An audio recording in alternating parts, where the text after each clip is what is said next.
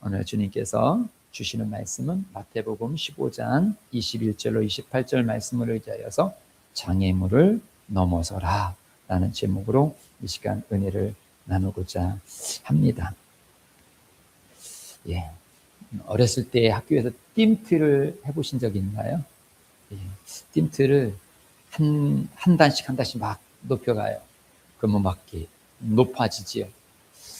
그래서 어떤 친구들은 겁먹어가지고 그 앞에 쓰는 친구가 있고, 어떤 친구는 막 띠틀 넘다가 엉덩방해를 찌는 친구들도 있고, 또 어떤 친구는 그 띠틀을 멋지게 넘어가가지고 앞에 탁 착지하는 친구들도 있지요. 예. 띠틀은 장애물이지만 그 장애물을 딛고 넘어서게 되어지면 더 높이, 더 멀리 갈 수가 있습니다. 마찬가지로 우리의 인생 속에서도 이런 띠틀과 같은 장애물들이 있어요. 하나 넘었는데 좀 가니까 더 높은 띠틀이 있고, 그 넘었더니 더 높은 띠틀이 있고, 그러나 그것을 넘을 때마다 더 높이, 더 멀리 가는 것처럼 우리가 우리 인생 속에서 만나는 그 장애물을 나 못 넘어가가지고 주춤거리면 항상 그 앞에 있어요. 더 이상 넘어갈 수 없어요. 그러나 그걸 딛고 뛰어넘게 되어지면 더 높이 갈 수 있는 것처럼 믿음으로 나아갈 때 하나님이 더 깊이 있는 영적인 세계와 주님의 축복의 세계로 갈 수 있음을 믿습니다. 오늘 본문이 바로 그런 말씀이에요. 두로와 시돈이라는 지역이 나오는데, 사실 우리가 성경 지도를 보면요, 두로와 시돈은 저기 북쪽에서도 바닷가 쪽에 있어요. 예수님께서 그 북쪽의 바다 두로와 시돈은 오늘 처음 이 본문에서밖에 안 가셨어요. 그리고 이 두로와 시돈은 이방인의 땅이다라고, 그렇게 갈릴리와는 또 틀려요. 갈릴리는 예수님이 많은 생활을 하셨지요. 그러나 이 두로와 시돈은 거의 안 가셨어요. 또 이 두로 땅은 어떤 땅이냐면 그 이세벨, 많은 우상을 데리고 왔던 이세벨의 고향이 또 이 두로와 시돈이에요. 그래서 이스라엘 백성들은 특별히 그 북쪽 지역인 사람들을 싫어했지만 거기에서 더 싫어했던, 차별했던 지역이 바로 이 두로와 시돈 지역인데, 바로 주님께서 그 두로와 시돈을 간다라는 것은 이제 예루살렘 중심으로, 유대 땅을 중심으로 한 복음이 장벽을 넘어서 이방 땅으로 가게 되어지는 그 시발점이 바로 사실 이 복음서예요. 그리고 또 오늘 본문에는 이 두로와 시돈 땅에서 한 여인을 만나게 되어지는데요. 읽어보겠습니다. 21절입니다. 21절 시작. 예수께서 거기서 나가사 두로와 시돈 지방으로 들어가시니, 두로와 시돈 지역에 어디서 나가? 예루살렘에 떠나가지고 두로와 시돈으로 들어갔어요. 22절이요. 가나안 여자 하나가 그 지경에서 나와서 소리질러 이르되, 주 다윗의 자손이여 나를 불쌍히 여기소서, 내 딸이 흉악하게 귀신 들렸나이다. 가나안 여인이에요. 이방 여인이에요. 이스라엘 사람들이 싫어하는 여인이에요. 그런데 예수님께서 그 지역에 가셨고 그 지역에 갔다라는 소문이 늘자 이 가나안 여인이 예수님을 쫓아왔어요. 예수님께 다가왔어요. 그 이유는 무엇이냐면 지금 그의 딸이 있는데 그 딸이 귀신, 그것도 흉악한 귀신이 들려가지고 지금 어찌 될 바를 모르고 있는 거예요. 이 일 저 일을 다 해봤는데도 해결되어지지 않는 거예요. 그래서 간절한 마음으로 예수님께 찾아옵니다. 그가 예수님께 찾아온 것은 그냥 찾아온 것이 아니라 분명한 믿음이 있어요. 그 분명한 믿음이 있다는 것을 무엇으로 볼 수 있느냐 하면, 그가 지금 소리질러 말하는 것이 무엇이냐면 다윗의 자손이요. 이게 별거 아닌 것처럼 보이지만 이스라엘 백성들에게는 엄청난 고백이에요. 다윗의 자손이요 라는 것은 그냥 혈통적으로 그냥 다 다윗의 자손이지 뭐, 이게 아니에요.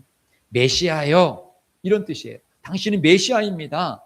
메시아이기 때문에 나의 모든 일들을 해결해 줄 수 있습니다라는 이런 고백이 여기에 있는 거예요. 당신은 왕입니다. 하늘에서 보내신 왕입니다.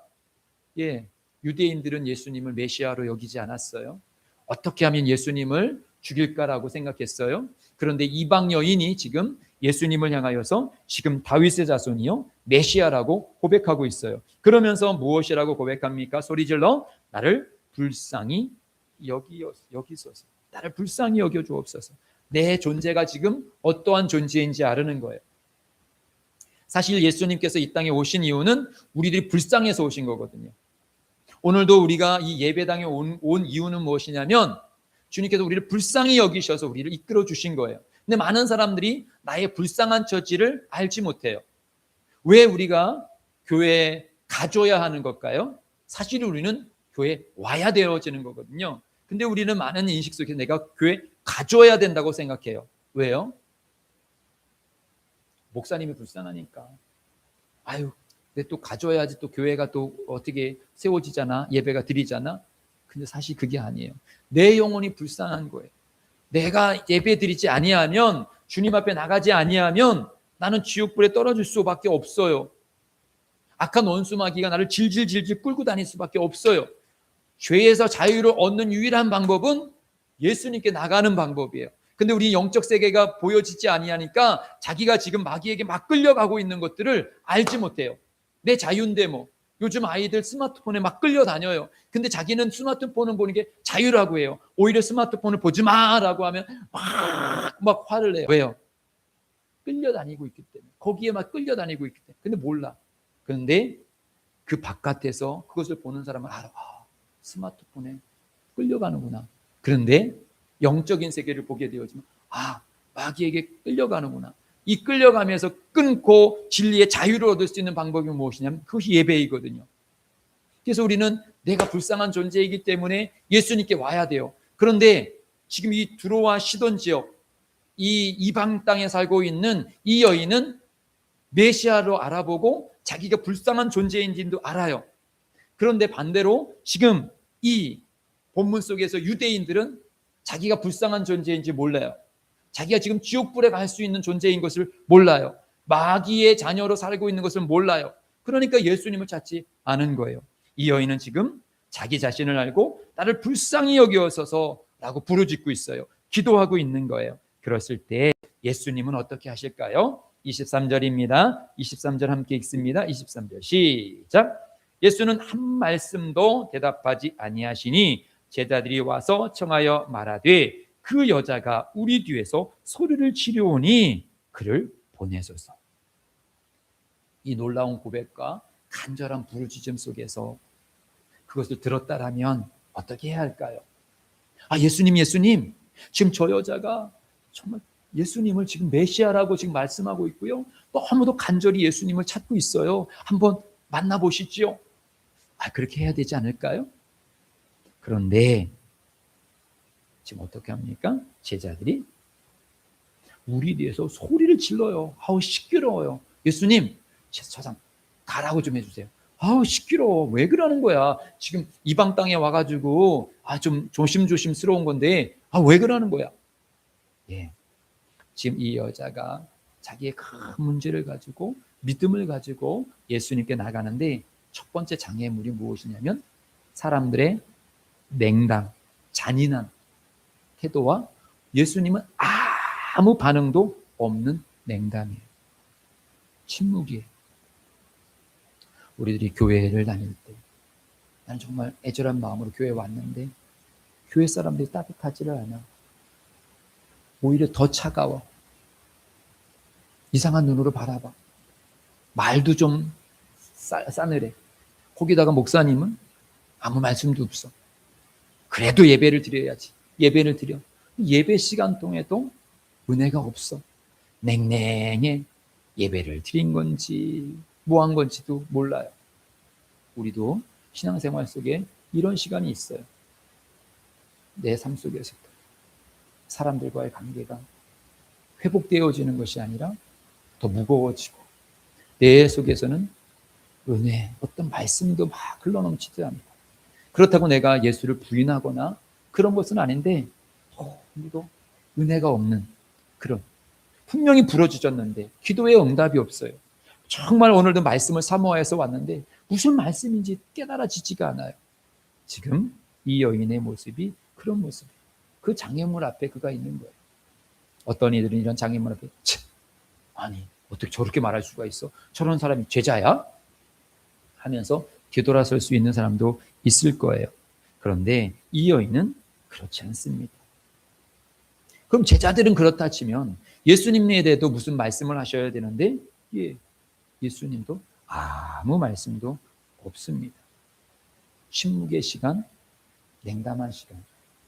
우리 신앙생활 속에서 이런 시간이 있어요. 환난은 인내를, 인내는 연단을. 인내, 신앙의 가장 중요한 것 중에 하나가 바로 이 인내인 것입니다. 참아낼 수 있는 사람. 이 참아냄의 시간이 있어야지 결국은 열매가 오는 것입니다. 봄에 씨앗을 심게 되어지면 씨앗이 바로 나는 게 아니에요. 오히려 지금처럼 이렇게 꽃샘추위가 왔을 때 이미 씨앗이 바로 나면 그 씨앗, 그 새싹은 그냥 얼어 죽어요. 그렇기 때문에 땅 속에서 머물러 있는 시간이 필요해요. 우리 속에서도 이 침묵의 시간, 인내의 시간이 필요함을 성경은 여러 곳에서 우리들에게 말씀하고 있어요. 이 여인은 포기하지 않았습니다. 이 여인은 이 장애물을 뛰어넘는 거예요. 제자들의 그 싸늘함, 예수님의 냉담, 침묵, 그 속에서도 이 여인은 나가요. 그런데 더 안타까운 것은 24절입니다. 24절 함께 읽습니다. 시작. 예수께서 대답하여 이르시되 나는 이스라엘 집 잃어버린 양 외에는 다른 데로 보내심을 받지 아니하였노라. 그래야 이제 예수님이 입을 열으셔요. 얼마나 기대가 되겠습니까? 어떤 말씀이 나올까? 그렇게 막 제자들이 막 막아내고 차갑게 되어지고 예수님이 침묵이 있음에도 불구하고 뒤로 돌아서지 아니하고 계속 예수님을 쫓아가고 있는 거예요. 지금 같이 걸어가고 있는 거예요. 그런데 그러자 예수님이 멈추시고 이제 말씀을 하셔요. 어떤 말씀을 하실까? 예수님이 대답하여 이르시되 나는 이스라엘 집에 잃어버린 양 외에는 다른 데로 보내심을 받지 아니하였노라. 나는 이스라엘 사람들만 구원하러 왔어. 외적으로 지금 풍겨지는 메시지는 이거거든요. 그럼 왜 시돈과 디도에 왔어요? 차라리 오시지 말지. 여긴 지금 이방 땅인데. 이방 땅에 왔으면 이방 땅에 지금 무슨 말씀을 주시러 오신 거잖아요. 그리고 지금 이방 여인이 지금 그것을 알고 찾아왔잖아요. 그럼 그래, 나는 너 같은 이방 여인을 구원하러 온 거야. 잘 왔어. 라고 말하는 것이 마땅하잖아요. 그런데 예수님 뭐라고 말씀하시냐? 난 너에게 관심 없어. 넌 내 양이 아니야. 나는 유대인들에게만 관심이 있어. 라고 말씀하고 있는 것입니다. 두 번째 장벽에 장애물이 그 앞에 있는 거예요. 하나 뛰어넘고 그 냉담 속에서 뛰어넘고 또 따라갔는데 예수님께서 오히려 나 너 관심 없어.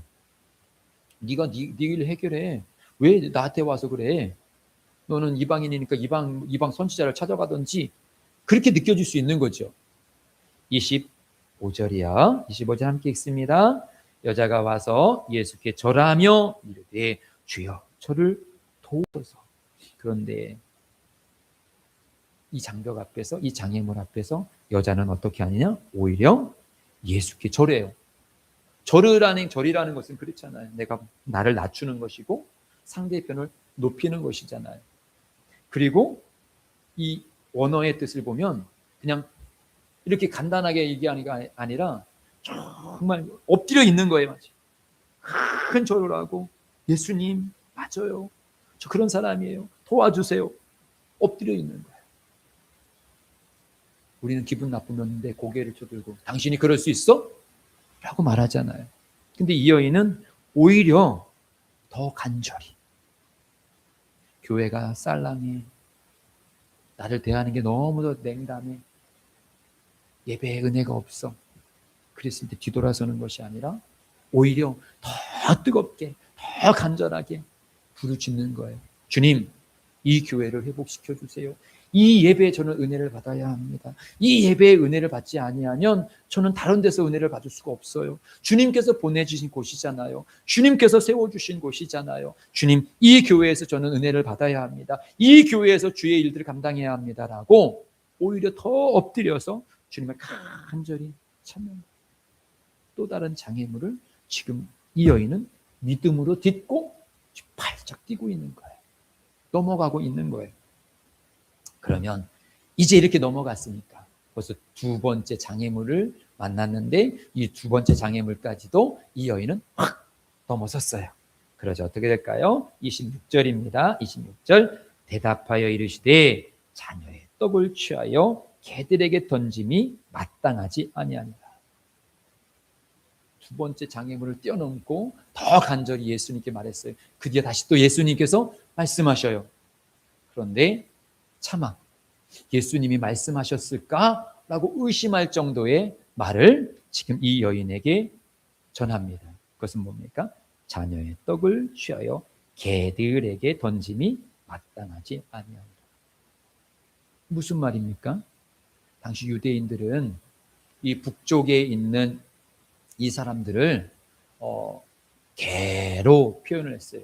그 이유는 무엇이냐면 먼저 이 북쪽에 있는 이 사람들의 그런 하나님을 예배하는 사람들이 있었지만 이방인들의 그들의 예배는 어떠했냐면 그들이 신전에서 예배를 드리고 그리고 그 신전에 있는 여자들과 간음을 했어요.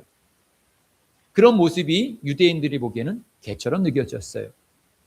그리고 들개들을 보게 되어지면 지금 가정에서 그린 그 반려견이랑 좀 틀리죠. 들개들은 지가 막 똥을 싸고 지가 막 똥도 먹기도 하고 썩은 것을 먹기도 하고 막 뜯어 먹기도 하고 서로 막 으르렁거리면서 싸우기도 하고 질서, 무질서 막 이런 것들 바로 그것이 개의 모습이에요. 근데 바로 지금 예수님께서 이 여인에게 표현하고 있는 개라는 표현이 그런 모습이에요. 하나님을 알지도 못하고 질서도 없고 정말 죄악된 속에서 살고 있는 그런 죄인에게 이 하나님의 거룩한 떡을, 거룩한 말씀을, 거룩한 은혜를 줄 수 없어 라고 이렇게 표현한 거예요. 이거는 사실은 인격 모독이잖아요. 목사님 제가 은혜가 자꾸 떨어지고 기도가 안 돼요. 그랬을 때 같이 기도할게요. 힘을 내세요. 그래야 될 텐데 당신이 죄인이니까 기도를 그렇게 하고 예배를 그따위로 드리고 가정생활을 그따위로 하니까 당연한 거지. 당신이 은혜 받을 수 있는 존재가 아니야. 이렇게 무시를 하는 거예요. 그런데 이런 말을 들었으면 이건 사실은 예수님에 대한 신뢰가 깨질 수 있잖아요. 아니 어떻게 예수님이 저런 말씀을 하실 수 있을까? 보통 사람도 이렇게 애절하게 오게 되어지면 만약에 거절을 해더라도 죄송해요. 저는 그 일을 할 수가 없어요. 이렇게 좀 부드럽게 말을 해도 사실은 지금 내 상황 속에서는 너무도 마음이 아픈데 이건 그런 위로도 아니고 완전한 무시를 하고 있어요. 그런데 그 가운데 이 여인은 어떻게 합니까? 따지는 게 아니에요. 내가 개라고? 27절입니다. 27절 여자가 이르되 주여 올소이다마는 개들도 제 주인의 상에서 떨어지는 부스러기를 먹나이다 하니 올소이다. 여러분 이게 동의가 되십니까? 맞아요. 저 그런 사람이에요. 예수님께서 그렇다고 하시면 그런 거예요 라고 그 말씀에 동의를 하는 거예요. 왜 유대인들이 예수님을 십자가에 못 박혀 죽게 하셨을까요? 예수님 말에 동의가 안 되기 때문에. 내가 생각하고 있는 메시아관이 맞아. 나랑 예수가 틀려. 그러니까 너 예수가 죽어야 돼. 네가 없어져야 돼. 유대인들은 예수님 말에 동의를 하지 않고 오히려 그 예수를 죽였어요. 그런데 이 무시를 받고 있는 이 여인은 올소이다. 맞습니다. 그 말씀이 맞아요. 예수님께서 제가 개라고 생각하신다면 저는 개가 맞습니다. 라고 그 말씀에 올소이다. 라고 지금 표현하고 있는 거예요. 그러면서 그가 구하는 게 뭐예요? 부스러기. 개도 주인 집상에 있는 개를 보면 주인이 먹다 남은 부스러기를 먹을 때 막 내쫓지 않잖아요. 아니 어떤 때는 막 먹다가도 개가 옆에서 있을 때 그래 너도 먹어 던져주잖아요. 제가 개니까 제가 유대인 취급받고 유대인처럼 그렇게 취급해달라는 게 아닙니다. 저를 높여달라는 것도 아닙니다. 저를 개라고 여겨도 좋아요. 맞아요. 아니, 개입니다. 그러나 주인 집상에서 떨어지는 그 부스러기라도 개에게 주는 것처럼 오늘 제가 그 개처럼 주님 옆에서 지금 구하오니 저에게 그 부스러기라도 좀 주세요. 라고 지금 예수님의 말에 토를 달지 않아요. 우리가 예배 시간에 은혜를 받지는 못하는 이유, 또 우리가 말씀이 들어와도 말씀이 변화되지 않은 이유는 내 자신을 꺾지 않거든요. 내 고집을 꺾지 않거든요.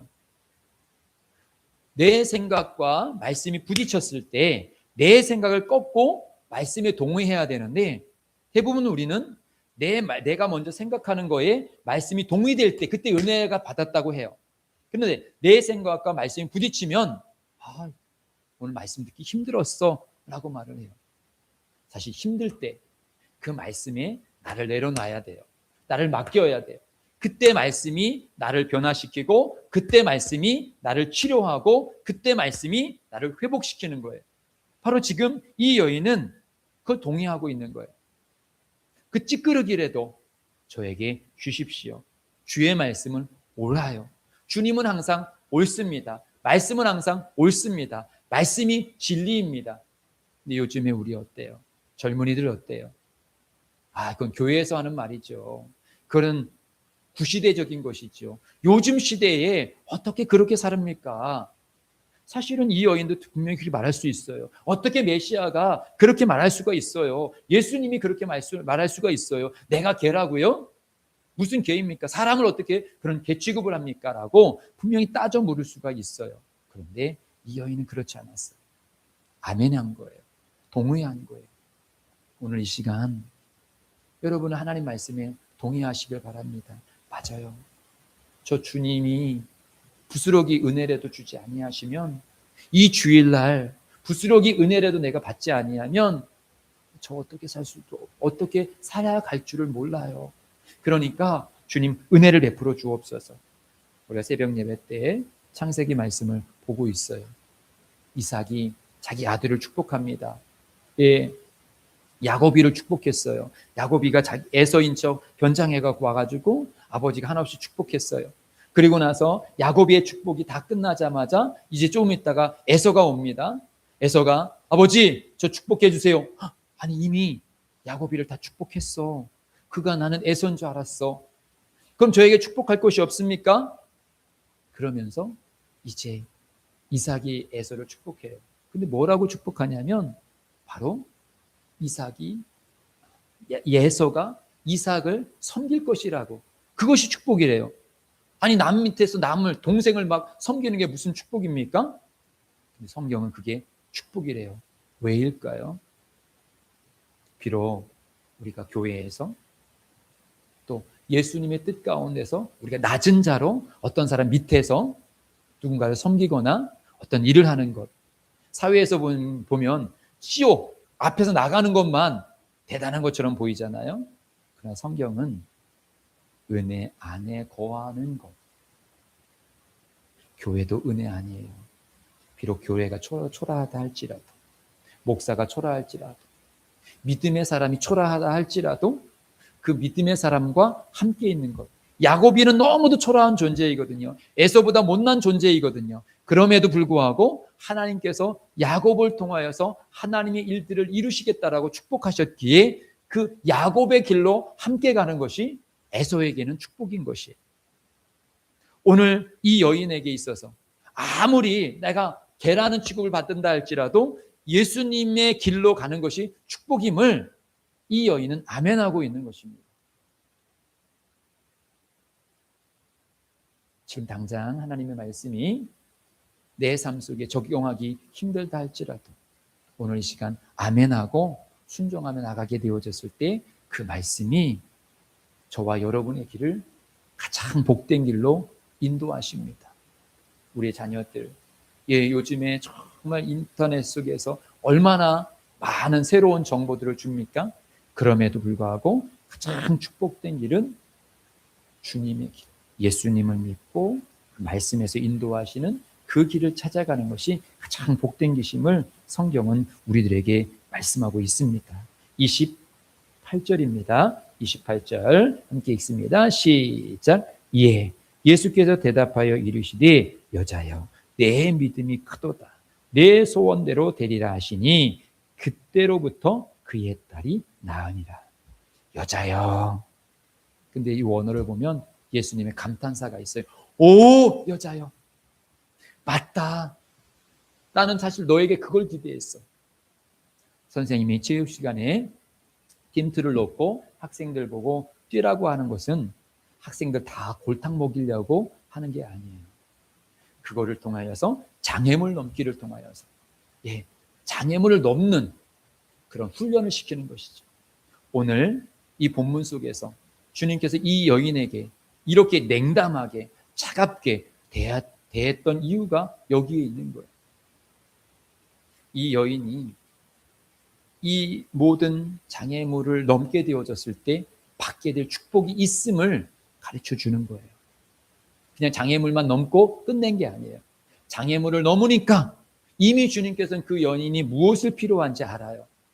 그것을 소유하기 위해서는 이 장애물을 넘어야 되어지는 믿음이 필요한 거예요. 그 믿음이 그에게 주어지게 되어졌을 때 잘했어. 그거야. 그러니까 앞에서 말했던 것들은 장애물일 뿐이지 이 여인을 오지 못하도록 방해했던 방해물은 아니에요. 분명히 장애가 되어졌지만 넘을 수 있는 거예요. 우리들에게도 마찬가지예요. 지금 우리들에게 어떤 장애물이 있습니까? 못 넘을 것 같지요. 그래서 팀트를 할 때도 막 가서 못 넘어. 충분히 넘을 수 있기 때문에 거기 갖다 놓은 거거든요. 우리에게 있는 장애물도 마찬가지입니다. 충분히 그 장애물 뛰어넘을 수 있어요. 한계를 뛰어넘었어요. 근데 또 다른 장애물이 있어요. 그것도 뛰어넘을 수 있어요. 또 다른 장애물이 있어요. 그것도 뛰어넘을 수 있어요. 이 여인에게는 3번의 장애물이 있었고 그걸 다 뛰어넘었어요. 어쩌면 우리들에게는 더 많은 장애물이 있을 수도 있을 거예요. 그러나 분명한 사실은 이 장애물은 주님이 허용하신 장애물이라는 것이죠. 넘지 못할 장애물이 아니었다라는 것이죠. 내 자존심 넘기 힘들어요. 이 여인에게 있어서 개만도 못한 사람이야. 넌 개 같은 존재야. 얼마나 자존심이 상하는 일입니까? 우리들 속에서도 이런 자존심 상하는 일 당했을 때 너무도 불쾌하고 힘들어요. 내가 이런 수모를 느끼면서도 내가 이 일을 해야 돼? 이 교회를 다녀야 돼? 이 직분을 감당해야 돼? 그럴 수 있어요. 충분히. 그런데 이 여인은 그런 자존심의 장애물도 그냥 넘어간 거예요. 무엇을 의지하고? 주님을 의지하고 그 주님을 바라보면서 그 장애물을 사실 결과물을 주님께서 말씀하신 건 아니거든요. 네가 이런 모든 것들을 주었을 때 시험 받지 아니하면 내가 네 딸 낳게 해줄게. 그 약속을 미리 준 거 아니에요. 그럼에도 불구하고 이 여인은 다윗의 자손이다라는, 저분은 메시아다라는, 분명히 내 딸을 고칠 수 있다라는 그 믿음의 확신을 가졌기 때문에 그 장애물을 뛰어넘을 수 있었던 거예요. 우리들에게도 마찬가지예요. 왜 우리가 장애물 앞에 자꾸 주춤거립니까? 먼저는 내가 못하겠다. 자신감이 없는 거죠. 자신감이 없다라는 것은 그만한 믿음이 없는 것이죠. 그럼 어떻게 해야 합니까? 자꾸 길러야지요. 그래서 하나님께서, 예수님께서 한 계단 한 계단 주시는 거예요. 처음부터 엄청난 장애물을 준 게 아니에요. 작은 장애물. 그걸 뛰어넘으면서 맞아. 내가 전에도 기도했더니 이겼지? 이번에도 기도하며 나가는 거야. 전에도 말씀으로 나가서 이겼지? 그래서 저에게 있어서도 저는 어렸을 때부터 자취하고 또 살아가면서 여러 가지 일들을 당한 것에 대해서 너무도 감사한 게 그거예요. 그런 경험이 있었기 때문에 지금도 어떤 문제가 생기면 이것도 충분히 넘을 수 있어. 그런데 이런 장애물을 경험하지 못한 성도 자녀들은 어떻습니까? 막 하다가 그런 장애물이 마침 이게는 내가 이제 끝인가 보다. 여기까지인가 보다. 포기하지요. 성경은 우리를 향하여서 믿음은 포기하는 것이 아니라 믿음은 그 장애물을 딛고 뛰어넘는 것이다 라고 말씀하고 있어요. 믿음은 장애물이 없는 삶이 아니라 장애물을 만났을 때 믿음으로 장애물을 넘는 것이 믿음인 것이. 바로 이 여인이 그 믿음으로 그것을 넘었어요. 그래서 예수님이 뭐라고 말씀하십니까? 내 믿음이 크도다. 그 장애물 앞에서 그 믿음이 키워져 간 거예요. 주님께서 오늘 우리들에게 요구하시는 거예요. 너의 믿음이 더 커져야 돼. 어렸을 때 어린 아이에게 있어서의 장애물은 엄청 커 보여요. 그러나 내가 몸이 크면 지금은 우리 막내가 저보다 더 커요. 키가 더 커요. 어렸을 때는 맨 처음에 우리가 세종시에 이사 왔을 때 현관에 1층의 로비에 이 문을 열 수가 없어가지고 꼭 우리 둘째가 가서 손잡고 문 열어줬어요. 그때는 그 문 열어놓는 게 장애물이죠. 내가 열 수가 없어서 항상 그 앞에서 있어야지, 누나가 열어줘야지 열려졌어요. 그러나 내가 크니까, 지금 누나보다 더 크잖아요. 아빠보다 더 크고. 그러니까 장애물로 느껴지지도 않은 거예요. 문 앞에서 이거 어떻게 들어가지? 저희 아들은 그렇게 절대 생각하지 않아요. 왜요? 이제는 장애물보다 내가 더 크니까 그냥 쉽게 들어가는 거예요. 마찬가지로 우리 삶 속에서 어떤 장애물이 있습니까? 장애물이 문제가 아니라 내 믿음이 작은 것이 문제입니다. 내 믿음을 키워가면 장애물은 장애물이 아니에요. 오히려 더 높이 뛰어 오를 수 있는 발판이 될 수가 있다라고 오늘 성경은 우리들에게 말씀하고 있는 것입니다. 다윗은 사무엘이란 장애물이 있었어요. 오랜 시간 사무엘 때문에 피해 다녀야 됐어요. 그러나 그 장애물을 뛰어넘고 이스라엘 역사상의 가장 훌륭한 왕, 하나님이 괜찮아, 너 참 내 마음에 쏙 드는 사람이야 라고 칭찬 듣는 왕이 되었습니다. 사무엘 선지자는 선지자들이 다 타락했어요. 엘리 선지자가 타락했어요. 그 가족이 다 타락했어요. 그런데 그런 타락한 시대 속에서 그는 그 엘리 제사장의 가문을 뛰어넘고 이스라엘의 초대 역사를 만드는 그런 영적인 그런 선지자가 되었습니다. 여호수아는 2인자라는 모세의 자리가 너무도 커요. 그런데 가나안 땅은 누가 들어갔느냐? 모세가 들어간 것이 아니라 여호수아가 그 요단강을 건너서 갔더라는 것이죠. 내가 2인자야. 나는 모세를 뛰어넘을 수 없어. 아니요. 하나님이 하실 수 있다라면 하는 거예요. 뛰어넘고 간 거예요. 엘리사 선지자는 그 앞에 위대했던 엘리야 선지자가 있었어요. 그런데 그 엘리야 선지자를 뛰어넘어서 더 큰 하나님의 일들을 감당하였더라는 것이죠. 우리들 속에서도 크고 작은 여러 가지 장애물들이 있습니다. 지금까지도 믿음으로 잘 이겨오셨습니다. 주님께서는 다시금 오늘 이 시간 우리에게 말씀하십니다. 오늘 또다시 그 장애물이 우리 앞에 있지는 않습니까? 그것이 너무도 커 보이십니까? 그 앞에 주눅들지 마시고 때로는 은혜가 되지 아니하는 그런 자리에 있을 수도 있고 때로는 너무도 수치스러운 말을 들을 때도 있고 내 자신이 너무도 연약해 보일 때가 있습니다. 그럴 때 믿음의 사람은 거기서 주저앉는 것이 아니라 다시금 일어나서 예수의 이름으로 뛰는 거예요. 그리고 그 띵틀을 붙잡고 디뎌서 뛰어넘는 거예요. 할 수 있거든요. 무슨 말이냐? 믿는 자에게 능히 이루지 못할 일이 없으리라라고 분명히 말씀하십니다. 주님이 할 수 있다라면 할 수 있는 것입니다. 주님이 침묵하시는 이유는 나를 골탕 먹이기 위해서 침묵하시는 것이 아니라 내 믿음이 더 성장하여서 이 일은 오직 믿음으로만 가능하다는 것을 증거하기 위해서 주님께서 이 장애물을 허용하신 것입니다. 다시금 장애물 앞에서 포기하지 마시고 다시 믿음의 열심을 내서 이 여인이 그런 여러 가지 가운데서도 더 엎드려서 더 기도한 것처럼 우리 다시금 이제 봄이 왔습니다. 성령의 단비가 봄비가 내리는 것처럼 다시금 성령이 충만함으로 믿음의 열정으로 다시 우리의 모든 장애물을 이기고 주의 일을 감당하는 우리 예심 가족이 되시기를 주님의 이름으로 축복드립니다.